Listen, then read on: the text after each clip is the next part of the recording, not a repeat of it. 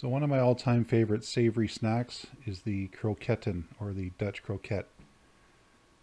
So you have a nice crispy outside layer with a soft and gooey meat of your choice basically inside. Typically beef or chicken or sometimes shrimp. But yeah, nice hearty snack. So I'll run through the steps. First, the ingredients for making your stock. 1 medium onion, 1 large carrot, 2 stalks of celery, and your meat can be a beef, sirloin tip steak, or a roast, or any other fairly inexpensive cut of beef. Salt and pepper, butter, and some cooking oil. You can either use homemade stock, or I'm using a store-bought beef and red wine stock that seems to work well. But yes, you can make your own stock, which I sometimes do. Here you can see the weight of the beef. Typically 1.5 to under 2 pounds is appropriate amount of beef for this recipe. So step number 1 is to cook the beef and make the stock. I add a little bit of cooking oil, in this case a little bit of olive oil, and about a tablespoon of butter. So some people just cook the beef just in water to make the stock with vegetables. I like to lightly sear both sides of these sirloin tip steaks just to give a depthness of flavor to the stock.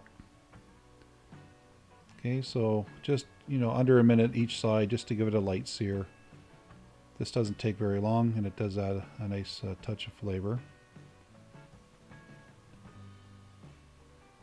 Now in terms of what cuts of meat, you could use a pot roast, a sirloin tip roast, any less expensive typically cut of beef is used.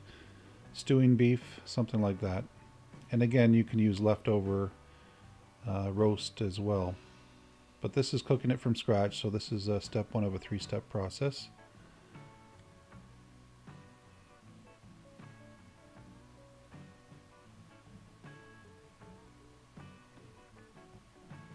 And this step 1 takes roughly 1.5 to 2 hours. You're just cooking the meat through and making a stock, so it doesn't take too long.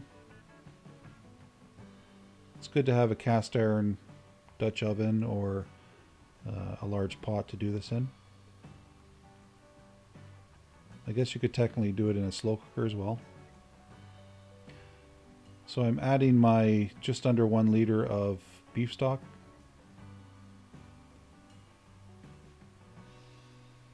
And this is really all the liquid you need. You'll see later on it's an adequate amount of liquid for making the roux, which is your mixture that is the filling for the croquette. So I'm just adding back the pieces of the beef.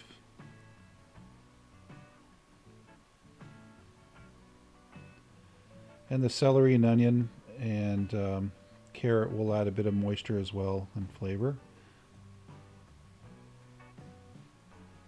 And you could certainly add your own herbs and seasonings. This is a very simple stock. I didn't want to impart too many other flavors, just mostly a beef flavor, savory.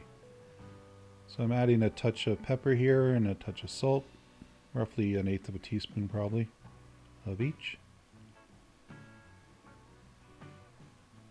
And you'll want to cook this on medium at first to kind of bring it up to a simmer, and then back off your heat down to roughly a medium low. But you want to maintain a low simmer for the good 1.5 to 2 hours.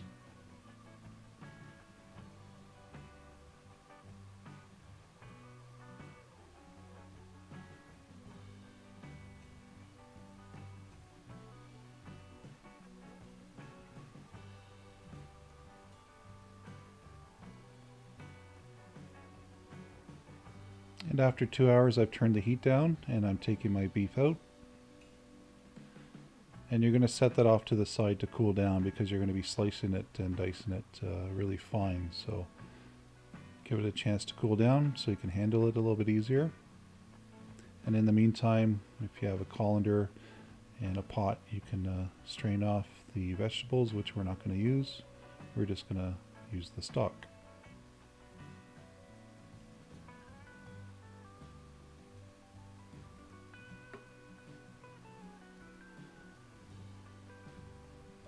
Alright, step number 2 is making the mixture or the filling.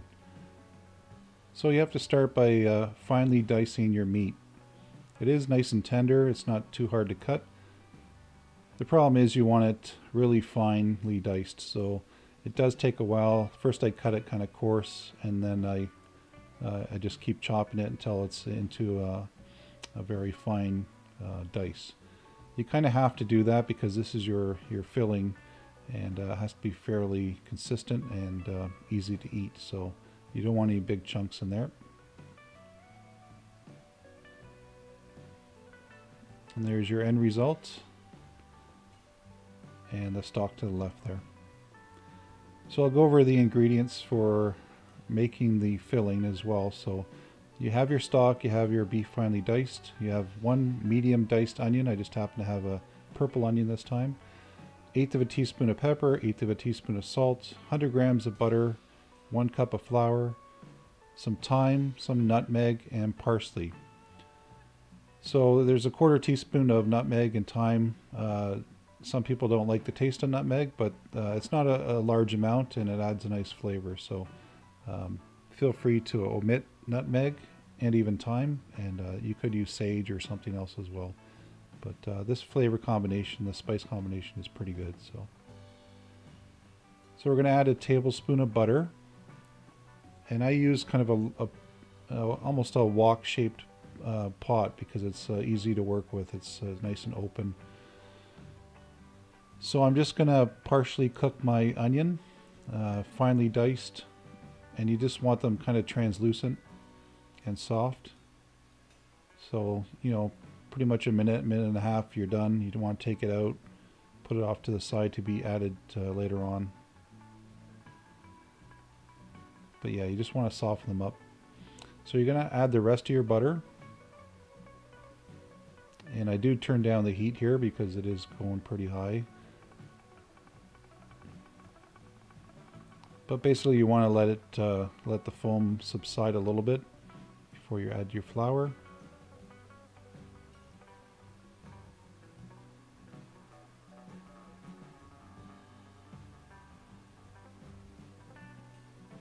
And you add a little bit of flour at a time, and you start stirring it in. Your goal here is to create a roux and to make sure that you have no raw flour left over. So you are cooking the flour, and you'll see that the moisture content of the butter is gone and it's been absorbed into the flour. And you know, this takes a few minutes, but basically you're making sure that all this flour is cooked before you add your stock. So just keep moving it around. You'll end up with somewhat of a kind of a rough, sandy consistency. You don't want to have your heat too high, just enough to cook the flour. And you're going to add 1 ladle at a time at first of your stock, and that gets absorbed into the flour. And just keep doing that.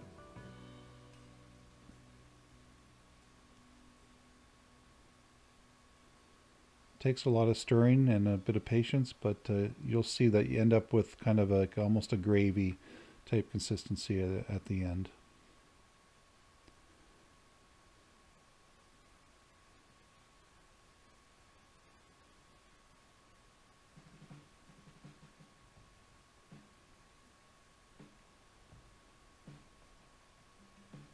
And you can see we're still thick, but we're going to keep adding stock.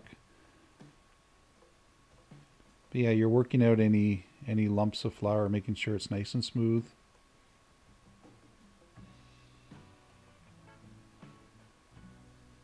And if you've ever visited Holland or plan to, in the big cities they have what's called automats. They're like vending machines that are built into the walls of storefronts, and they serve all kinds of heated foods and treats, and this is one of the most popular, so I encourage you to try that out sometime.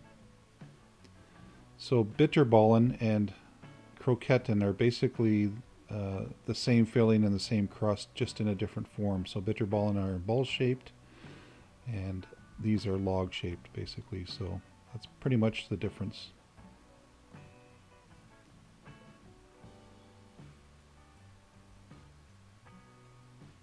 Okay, so I'm adding my dried parsley. And this is kind of the consistency that you want. It's almost like a really thick gravy. Now in some recipes they use sheets of gelatin, but it's not really that easy to find in our area, so I don't use that, but that does make things come together a little bit better in terms of consistency. But yeah, we don't have a lot of that around here, so we're making do. So I'm adding my other ingredients, salt and pepper.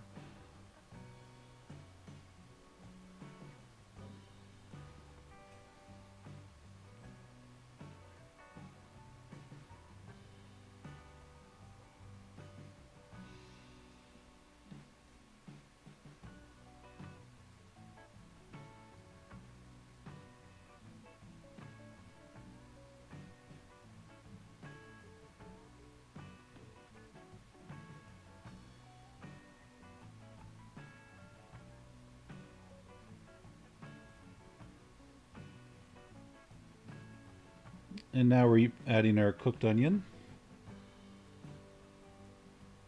Just work that in.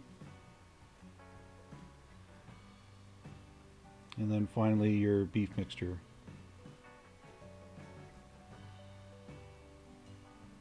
Now this is admittedly a fair amount of beef that I'm adding. Usually it's around 650-700 grams, and I obviously was over 800, so this mixture is pretty beefy. Sometimes it's a little bit thinner, and but you know, it doesn't really matter too much. It's the flavor that counts. So this one's a little bit thicker than your typical mixture.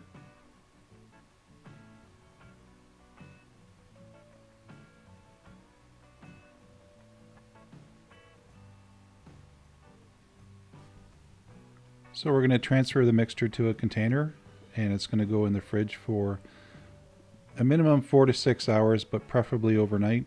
Usually this is done in kind of a 2-day process, but you can certainly do it in 1 day. But you want to have it nice and cold when you're forming your shapes of logs for the croquette, because if it's soft, it's very hard to work with and hard to bread, so it has to be nice and cold. So just kind of even it out. Sometimes they put plastic wrap on top, but this time it's just a lid. And when you take it out of the fridge, make sure it's nice and dry too. Sometimes it has a little bit of water sitting on top, but just pat it dry with a paper towel. Okay, so just even out the surface.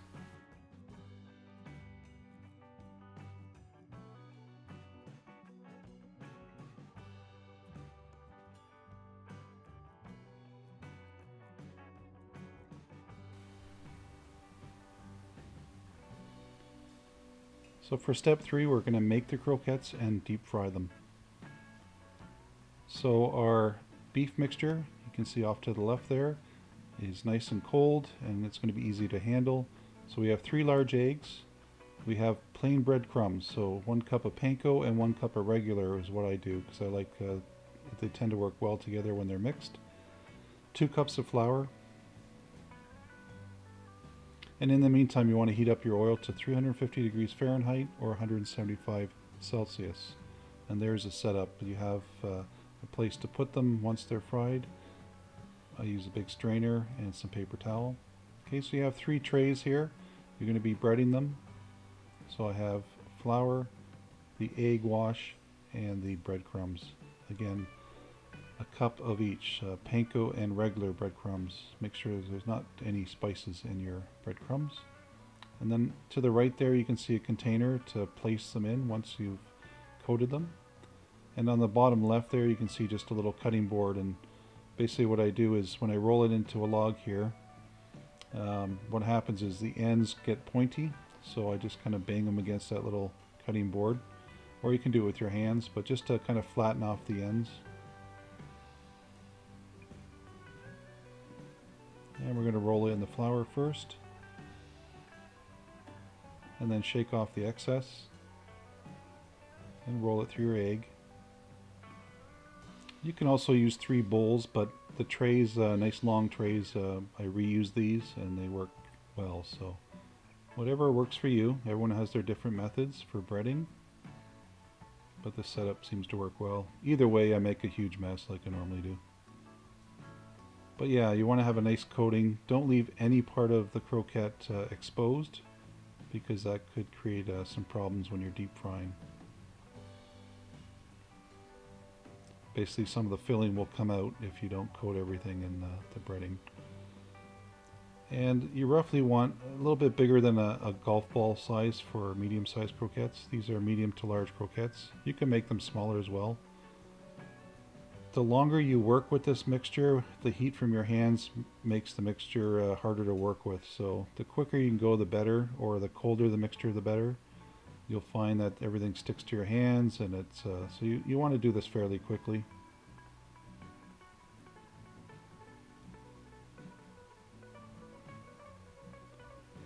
The reason I use two different types of breadcrumbs is I found that the finer breadcrumbs stick well to the croquette mixture, and then the addition of the Panko, which is a more coarse breadcrumb, gives a nicer crunch. So I think the two of them work well together, but by all means you can use one or the other. It's just I like to combine them. I always like to try some different things to see if it turns out a little bit better.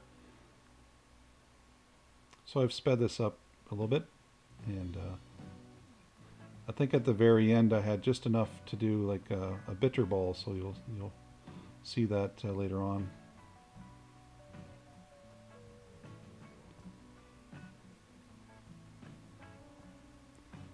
So this is one of those recipes, you know, it is time consuming.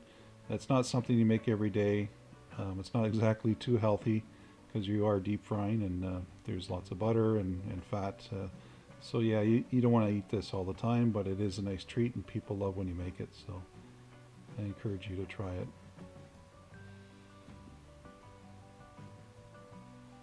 And I actually do have a little device that has like a little hopper, and you put the mixture in and it extrudes out of 3 holes the shape of a croquette. But I didn't want to use that for this video because it's pretty hard to get, and I wanted to show you how to make it by hand. But that is an option as well. There are little machines that help you make the log shape.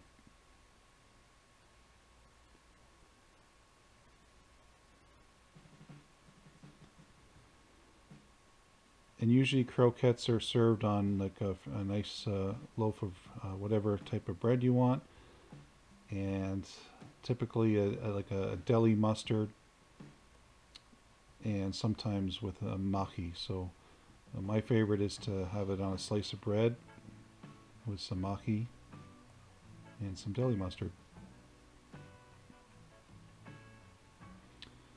So the oil is all ready to go. There you can see my setup. I have a long colander strainer in the sink, and there's my little bitter ball. You don't want to overload your basket. I don't have a very large deep fryer obviously here, so I just put in 3 at a time, and that seems to work well. So it doesn't take long. Don't forget this is already basically cooked, so you're just going to go for a minute and a half maybe. And some people like them darker. I like them kind of medium brown, so this is kind of the color I like, but you can certainly go a little darker. And you kind of have to be careful handling them because they're kind of floppy at this point, and you don't want to mess up the shape, so just take your time. Now obviously you're cooking with hot oil, so just take all the safety precautions. Have your exhaust fan running because your house will definitely smell like deep frying foods for the rest of the day. So, but yeah, it doesn't take much longer than a minute to a minute and a half, so do not walk away from your stove. So that's not quite done yet. Put it back in. Probably for another 15-20 seconds. It doesn't take long. Now some people will make the croquettes before they fry them, they'll just freeze them and fry them at a later date, so that there is that option as well. So that container that you see off to the right there, you would just freeze that, and then on the day you want to serve them, you can fry them so they're nice and hot and ready to serve. But these do freeze well anyway after you make them, so either way, it's nice to have. Again, it's nice with a nice deli mustard.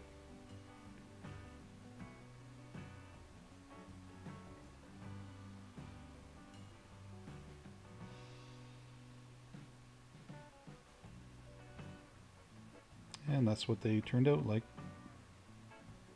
Again, some people like them a little bit darker, but I find this is just perfect. And again, these are fairly meaty, so they're not that gooey inside. Sometimes if you make the gravy a little bit lighter in consistency.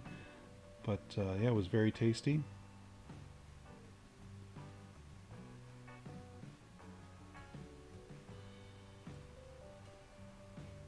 And I encourage everyone to try it out. It does take a while, and hopefully the video helps you through the steps. Thanks for watching. Stay tuned for the next videos, and please subscribe. Bye for now.